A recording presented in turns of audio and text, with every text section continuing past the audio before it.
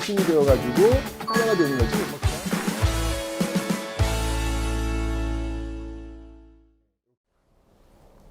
네, 안녕하세요 여러분들. 역사는 차차창 따담 따. 네, 여러분들 퀴즈를 한번 내볼게요. 제가 우리나라 최초의 광고, 여러분 지금 광고 우리 홍수 시대에 살고 있지 않습니까?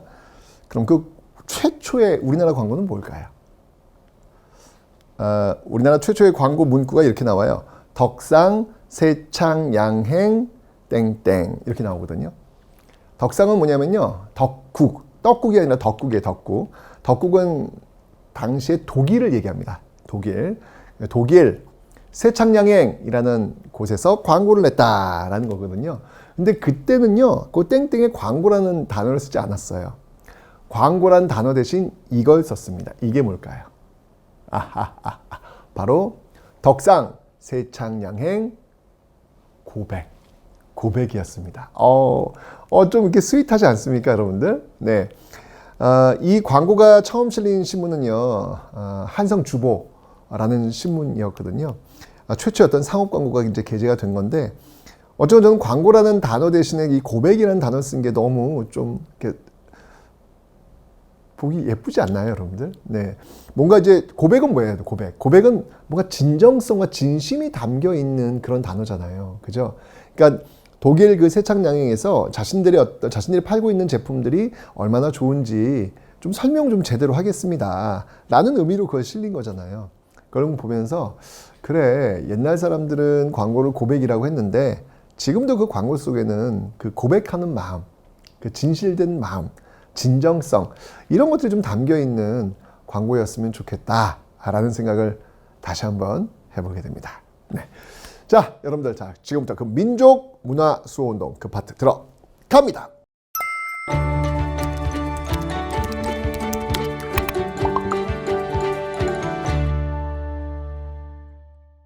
먼저 제가 그 을사늑약을 전후해서 전개됐던 운동의 형태, 의병 운동도 있었고 애국계몽 운동도 있었고 경제적 구국 운동도 있었고 민족문화 수호 운동도 있었다라고 설명드렸는데, 우리가 이제 그 앞에까지는 다 봤고요. 오늘 마지막 민족문화 수호 운동을 배워보도록 하겠습니다. 자, 먼저 신문입니다. 신문부터 볼 텐데, 네, 최초의 신문. 이제 여기서부터는 이제 우리나라 최초가 마구마구 나와요. 왜 골든벨 있잖아. 그 골든벨에서 나오는 단어들이 쏟아져 나올 겁니다. 자, 먼저 한성순보 최초의 신문입니다. 기억해 두셔야 합니다. 순한문이었고요. 네, 읽지는 못하겠다 우리. 순한문이었고요. 관보, 그러니까 관청에서 낸다는 얘기예요. 예, 관청에서 이제 앞으로 뭐뭐 하겠소, 뭐 이렇게 뭐가 결정됐소 이렇게 알린다는 이야기죠. 개화파가 주도했습니다. 개화파가 이제 외국 갔다 와가지고 우리도 이제 신문이 필요해 라고 하면서 만들어진 게 최초의 신문이 바로 한성순보였다라는 건데, 이 한성순보를 발간한 곳이 어디였냐면요, 개화기구로서 바로 박문국, 찍는 거예요. 문자를 찍는 곳이란 얘기죠. 그러니까 이 박문국에서 찍어낸 신문이 바로 한성순보. 순이라고 하는 건 뭐냐면 여러분들 열흘마다 한 번씩 낸다라는 거예요. 그러면 일주일마다 내는 건 어떤 신문일까? 그건 주보.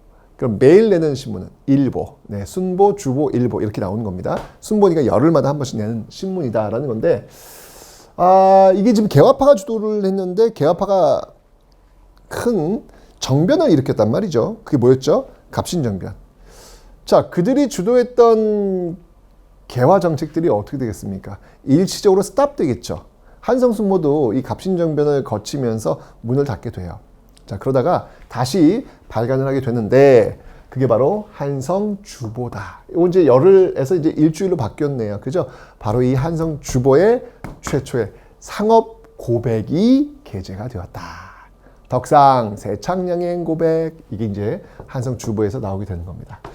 자, 그런데 이제 뭐니 해도 여러분 시험에 제일 잘 나오는 신문 하면은 바로 이 독립신문이 되겠습니다. 독립신문, 독립협회, 독립문 연결되고 있잖아요. 자, 이 독립신문, 서재필이 주도했고요. 한글과 순한글 그리고 영문 이렇게 같이 게재가 된 어떤 그런 신문인데, 이건 이제 뭐 우리나라에 와 있는 또 외국인들, 또 외국에 또 우리의 어떤 사정을 알리기 위한 그런 어떤 목적이 있었기 때문에 영문도 같이 실렸다라는 걸 받으시면 되는데, 최초의 민간신문이 되겠습니다. 최초의 민간신문으로서 독립신문이 있다. 그리고 순한글 신문이었다. 라고 하는 것도 여러분이 기억해 두시면 되겠습니다. 독립신문입니다. 아셨죠? 자, 그러다가 여러분들 이제 잘 알겠지만 독립협회가 활동하는 과정 속에서 뭐가 탄생하죠? 대한제국이 탄생합니다. 대한제국이 탄생하죠. 대한제국, 제국 시기에 만들어진 신문들이 있어요. 그 대표적인 신문이 바로 제국신문과 황성신문이에요. 잘 보세요. 앞에 글자 좀 따볼게요. 제국신문과 황성신문, 황제죠. 그러니까 이건 대한제국 시기에 만들어졌구나라는 걸 알 수가 있는 거예요. 그래서 제국신문은요, 이거는 순한글인데요. 굉장히 쉬워요. 그래서 서민 대상으로 읽을 수 있는 그런 신문이 바로 제국신문이고요. 또 황성신문은요, 이건 좀 어려워요. 이건 주로 유생들, 선비들이 보는 어떤 그런 거기 때문에 한문이 많아요. 그런데 이제 황성신문 여러분 기억해야 될 게 뭐냐면 바로 이 황성신문에 장지연의 시일야 방성대국이 실렸다. 일사늑약에 대한 저항으로서 뭐 관리들, 민영환의 자결, 언론인, 장지연의 시일야 방성대국 있다고 제가 설명드렸잖아요. 그 시일야 방성대국 오늘 목록과 통곡하노라라는 그 사설이 실린 신문이 바로 황성신문이었다라는 것을 기억해 두시라는 얘기입니다. 아셨죠? 자, 그리고 이제 이 신문 중에서 가장 시험 문제 많이 나오는 신문은 바로 이 신문이에요. 대한매일신보. 대한매일신보는요, 운영하는 사람이 잘 보시면 알겠지만 외국인입니다. 베델 외국인입니다. 양기탁도 같이 하고요. 양기탁은 이제 신민회 관련된 그런 인물이잖아요. 베델이 합니다. 자, 이건 뭐가 중요하냐면 베델이 운영을 하다 보니까 일본도 함부로 건드릴 수가 없는 거예요. 예, 그래서 굉장히 강한 일본 비판 논조가 많이 실리다 보니까 그 시기를 살던 사람들에게는 시원시원하죠. 아이, 이 나쁜 일본 것들 이렇게 하면서 그냥 읽을 수 있잖아요. 그래서 가장 많은 독자층을 가지고 있었던 게 대한매일신보. 그러니까 일본이 얼마나 끙끙댔겠어요. 아, 이거 좀 목에 가시지 그냥. 이거 어떻게 좀 빼버려야 되는데 이게 외국이다 보니까 이거 못했잖아. 나중에 결국 추방을 시킵니다. 특히 이 대한매일신보가 중요한 게 뭐였냐면 바로 한말 경제적 구국운동, 나라비 깎기 운동 여러분 기억하시라고 설명드렸죠. 한말 국제보상운동, 일제강점기 1920년대 물산장려운동 반드시 비교하라고 제가 설명드렸어요. 자, 이 국제보상운동 서상도den이 주도했고요. 대구에서 시작했다라고 설명드렸죠. 이거를 전국으로 알리는데 확산시키는데 역할했던 언론이 바로 대한매일신보다. 그래서 국제보상운동과 대한매일신보와 국제보상운동 완전 시험에 잘 나오니까 여러분들 꼭꼭꼭꼭꼭 기억을 해 놓으셔야 되겠습니다. 아셨죠? 좋습니다. 자, 이제 병원을 한번 가볼까요? 병원. 우리나라 최초의 병원은 무엇인가요? 네, 바로 광해원이 되겠습니다. 이게 다 골든벨에 나오는 거 아니겠습니까? 갑신정변 때 이 급진기아파가 이 온건기아파를 치지 않습니까? 그 과정 속에서 명성황후의 친족들이 많이 다쳐요. 민씨들이 많이 다쳐요. 그런데 이때 어디선가 누군가의 이 미국인 알렌이라고 하는 의사가 등장을 합니다.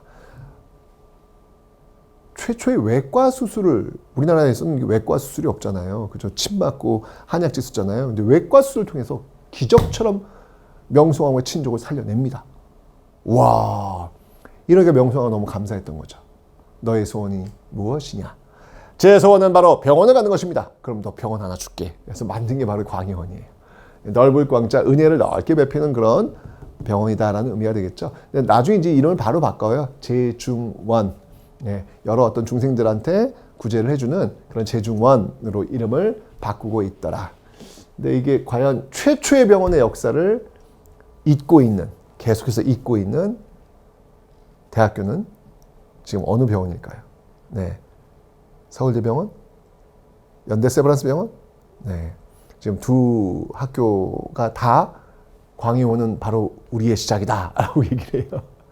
제가 여기서 만약에 아니에요, 그 서울대예요, 아니에요, 연대예요, 그러면 이제 바로 항의 들어옵니다.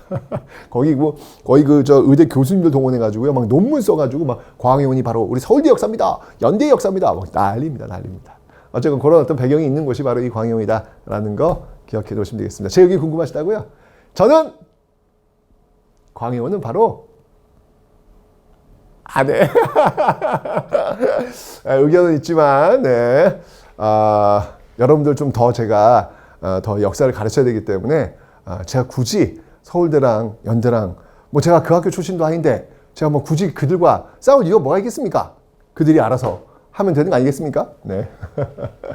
자, 근대시설로 한번 가보겠습니다. 근대시사. 자, 먼저 여러분들 개항 직후에 통리기마문이 중심이 되어가지고 여러 근대시설들이 만들어져요. 그 중에 하나 전환고 기억나시죠, 여러분들? 네, 화폐 찍어내는 곳이지 않습니까? 바로 백동화를 찍어내는 그런 곳이었는데 이 백동화를 더 이상 찍어낼 필요가 없었죠. 바로 1차 한일협약, 1차 한일협약 때 고문 정치가 시작되잖아요. 그때 파견되었던 메가타, 스티븐스, 그 메가타의 화폐정리 사업, 이 과정 속에서 근본위지가 시행되었고 전환국이 폐지되었다라고 설명드렸죠. 전환국이 있고요. 그다음에 기기창, 이 기기창은 뭐냐면 여러분들 통리기마문이 외국에 사절단 많이 보내잖아요. 특히 청나라에 보낸 사절단이 뭐죠? 영선사, 일본에는 조사시찰단, 그리고 수신사, 그리고 미국에는 보빙사. 근데 이 청나라에 보낸 이 사신들, 이 영선사 왜 갔냐면 바로 무기 만드는 법을 배워오라라고 해서 보낸 거예요. 그들이 갔다 와서 만든 게 바로 기기창, 무기 만드는 창고, 기기창을 만들었다라는 거 기억하세요. 영선사 기기창. 그 다음에 이제 우정총국은 너무 잘 알잖아요, 여러분들. 우정총국은 바로 갑신정변의 스타트가 되었던 그곳. 지금은 여기 최초의 우체국이라고 보시면 되겠습니다. 이런 어떤 그 최초의 이런 근대 시설들이 이때 개항 직후에 통리기마문 중심으로 해서 만들어지고 있다라는 걸 봐주시면 되겠네요. 자, 그러다가 갑신정변 터졌어요. 야, 뭐 이모군란 터졌죠. 갑신정변 터졌죠. 이 국내에서 지금 엄청난 사건들이 벌어진 거 아니야. 갑신정변 여러분 창덕궁에서 청나라 군대하고 일본 군대가 맞붙기까지 했어요. 거의 전쟁이 일보 직전이었단 말이에요. 이 소식을 빨리 알려야 될 거 아니야. 본국에 안 알릴 수 있는 방법이 없네? 방법이 없어요. 이 엄청난 사건인데. 그래서 급하게 부랴부랴 전신을 이 당시 이 사건을 전후해서 구축을 합니다. 전신이 뭔지 알죠, 여러분들? 전신을 통해 가지고 이제 전기 어떤 신호를 통해서 따닥따닥따닥따닥따닥따닥따닥따닥 뭐 이렇게 전보를 보내는 어떤 그 신호가 있어요. 예. 그걸 통해서 지금 뭐 전란이 벌어졌다 뭐 이런 것들을 이제 약속을 한 거죠. 그래서 그런 것들이 이제 보내지고 아직 전화는 아니었고요.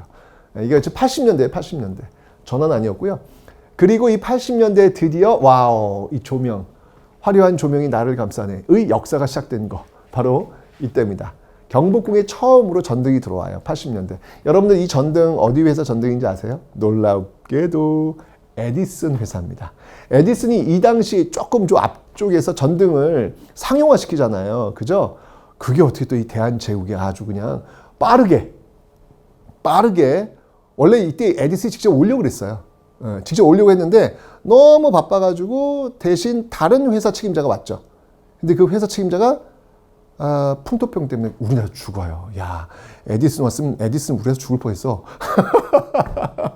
어쨌건 그런 역사가 있습니다. 80년대 이렇게 있고요.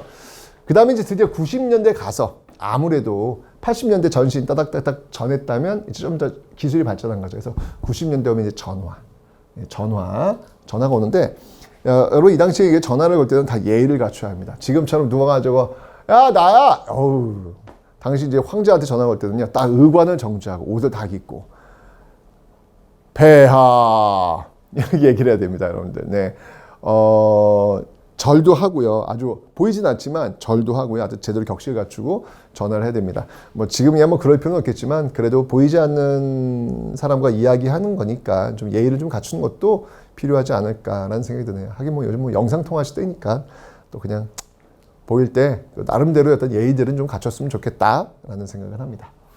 자, 그리고 여러분들 90년대 이때 오면 특히 이제 대한제국 시기를 전후하면서 굉장히 많은 근대적 시설들이 많이 들어와요. 이때 이제 전차 그리고 경인선은 우리나라 최초의 기차입니다. 최초의 기차. 그래서 서울 경자가 뭐냐면 서울 경자예요. 인자가 뭐냐면 인천이에요. 그래서 서울에서 인천을 잇는 최초의 철도가 이때 부설이 되고 있습니다. 그리고 1900년으로 가면 러일전쟁 수행하잖아요. 그 러일전쟁 수행을 위해서 만든 철도가 있어요. 그게 경부선과 경의선이에요. 경은 서울경자로 했죠. 서울에서 부산을 가는 그런 철도. 경의선, 서울에서 의주, 신호주 저 북쪽 있죠. 의주로 가는 철도. 모두 다 러일전쟁 수행을 위해서 부설된 철도들이다라는 걸 기억하시면 되겠습니다. 러일전쟁 수행을 위해서 부설된 철도 경인선은 아닙니다, 여러분들. 요거는 꼭 구분을 해주셔야 돼요. 경인선 말고 경부선과 경의선이 바로 러일전쟁 수행을 위해서 만든 철도다라는 것을 기억해 놓으시면 되겠습니다. 됐죠? 좋습니다.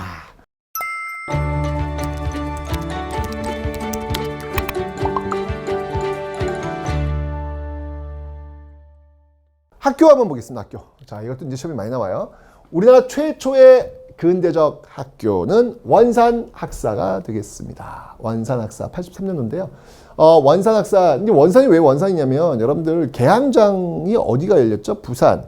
그 다음 두 번째가 원산이거든요. 그러니까 외국 문물이 들어오니까 그 지역 유지들이 이 외국 문물을 좀 빨리 좀 가르쳐야 되겠다라고 하면 세운 학교가 바로 원산학사가 되겠습니다. 문과 물을 모두 다 가르치는 그런 학교인데, 사립학교예요, 사립학교. 그런데, 시간이 지나면서 이제 국가가 세운 국가 주도의 관립학교도 있어요. 그 이제 유경공원이라는 곳이 있습니다. 최초의 근대적 학교는 원산학사. 최초의 국가가 세운 근대적 학교는 유경공원. 그거 좀 주세요. 자, 어쨌건 간에 개항 직후에는요, 동문학이라는 게 있습니다. 여기는 제일 중요한 게 외국어가 제일 힘들었어요. 외국을, 영어를 할 수 있는 사람이 없는 거야. 외국어를 할 수 있는 사람이. 통역이 안 돼, 통역이. 그래서 그때 굉장히 힘들었기 때문에 빨리 외국어를 할 수 있는 사람들을 양성할 필요가 있었겠죠. 그래서 그 학교들을 지금 짓고 있는 겁니다. 그리고 이제 갑신연민 이후부터는요, 특히 이제 선교사들이 이제 많이 들어와요. 그래서 학교를 많이 짓죠. 배제학당, 이화학당, 지금의 뭐 배제대학교, 이화여대, 뭐 이화여고, 배제고 뭐 다 이쪽 역사에서 출발이 하고 있습니다. 그리고 아까 제가 얘기했죠, 관립. 유경공원은 육성한다는 얘기예요. 영재를 육성하기 위해서 국가가 세운 학교, 유경공원. 자, 이렇게 있습니다. 자, 그런데 여러분들, 이 유경공원은 여러분들, 영어를 빨리 배우기 위해서 외국인을 직접 초빙을 해요. 그 초빙을 했는데 그 유명한 사람이 바로 헐버트입니다. 이 헐버트는 우리나라 최초로 한글로 된, 띄어쓰기로 된 그 지리책, 그 지리책도 썼고요. 그 다음에 나중에 여러분들 이 헐버트가 그 헤이그 특사, 이준 이상설 이유종 있잖아요. 그들을 또 이렇게 통역도 해주고 또 리드도 해주는 그런 역할을 이 헐버트가 지금 하고 있죠. 자, 그런데 여러분들 이 앞에 있는 학교들과 좀 구분하실 게 뭐냐면 교육입국 조서 반포 이전과 이후가 달라져요. 이게 무슨 말이냐면 교육입국 조서가 언제 반포가 된 거예요? 2차 가보개혁. 배웠어, 우리. 2차 가보개혁 때, 왜 2차 가보개혁 때 배웠잖아. 의정부 8아문을 내각 7부로 바꿨고, 지방관의 어떤 그 재판 기능, 이거를 이제 재판소를 설치해가지고 넘겼고, 그리고 전국을 23부로 개편했고, 뭐 이런 거 배웠잖아요. 그때 교육입국 조서를 반포했다라고 설명드렸습니다. 2차 개혁 때, 2차 개혁 때. 자, 이 교육입국 조서, 이건 근대적 학제. 그러니까 지금 여러분들 초등학교 6학년, 중학교 3학년, 고등학교 3학년, 대학교 4학년, 6334잖아요. 이런 학제가 처음 만들어진 게 바로 교육입국 조서에 의해서 만들어지고 있다는 얘기입니다. 무슨 말인지 알았죠, 여러분들? 이 교육입국 조서부터 지금의 어떤 역사로 이어지고 있는데, 이 교육입국 조서에 의해서 만들어진 학교가, 먼저 초등학교 나오죠, 소학교. 그 다음에 나중에는 중학교. 그러니까 초등학교, 중학교, 고등학교, 대학교 어떤 그런 커리큘럼, 그런 어떤 교육과정, 이런 학제, 이런 것들 이제 이때부터 이제 만들기 시작하는 거예요. 그래서 소학교가 있고요. 선생님들 가르쳐야 될 거 아니야. 사범학교가 있고요. 외국어 학교, 그 다음에 중학교, 이런 것들이 바로 교육입국 조서 이후에 나오고 있더라. 자, 여러분들 여기서 포인트가 뭐냐면 교육입국 조서 이전에 있는 학교들과 이후에 있는 학교들을 구분하셔야 돼요. 예. 지금 원산학사, 유경공원, 배제학당, 이화학당은 모두 교육입국 조서 이전입니다. 모두 80년대. 교육입국 조서는 90년대. 이후에 소학교, 사범학교, 외국학교, 중학교가 있다. 요 구분만 좀 해놓으시면 되겠습니다. 됐죠? 자, 그리고 애국개봉 운동 시기, 특히 이제 1900년대로 넘어가는 거죠. 그때가 되면 이제 우리가 힘들어진 시기잖아. 한말로 넘어가니까 뭔가 어떤 민족의 어떤 자긍심 이런 것들을 북돋워 줄 필요가 있었다는 이야기죠. 그때 이제 민족 지도자들 애국개몽 운동이 있다 그랬잖아요. 일산응약 전후에서 애국개몽 운동이 있다 그랬잖아요. 애국개몽 운동이 뭐야? 교육이잖아. 바로 그 학교들입니다. 아까 배웠죠, 여러분들? 안창호, 양기타, 오산학교, 대성학교가 있고요. 그 다음에 이제 외부에 한반도 밖에는요, 서전서숙과 명동학교 이런 학교들이 있다는 걸 받으시면 되겠네요. 특히 이 서전서숙 같은 경우는 이제 이상설이 또 주도했던 그런 학교이기도 하고요. 명동학교 같은 경우에는요, 이 김야견 같은 그 분들이 좀 중심이 되었는데 특히 명동학교 출신들이 대단합니다. 이 명동학교 출신 중에 대표적인 인물이 바로 하늘과 바람과 별과 씨, 윤동주가 바로 이 명동학교 출신이에요.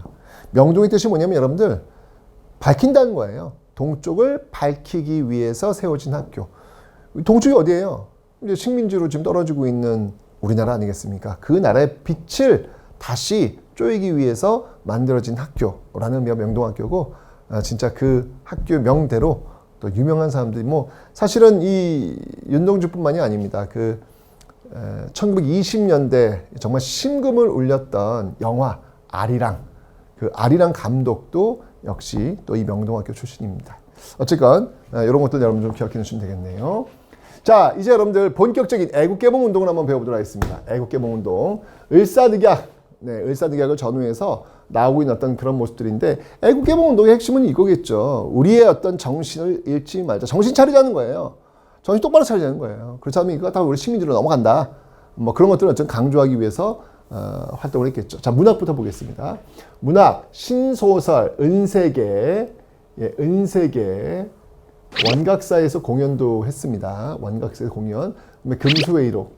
이건 이제 금수는 뭐냐면 짐승들이잖아요. 짐승들이 모여가지고 회의하는 기록인데, 이게 이제 당시 사회를 풍자하고 있는 거예요. 일제의 어떤 제국주의의 어떤 모습들을 풍자하는 것이죠. 비판하는 것이죠.